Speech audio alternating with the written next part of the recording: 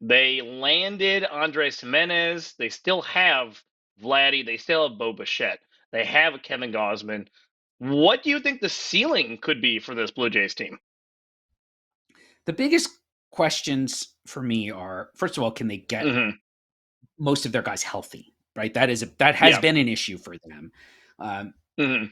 but more importantly, hate to pin it all on one player because we're not basketball, right? Baseball's a different sport. Yeah. One player Yeah. doesn't really make the difference.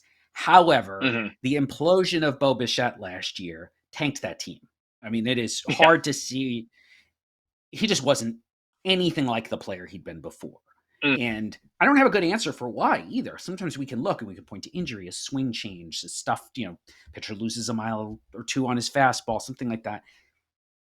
I've seen lots of attempts to explain what happened with Bo Bichette. I have not seen any good explanation Hmm. for that.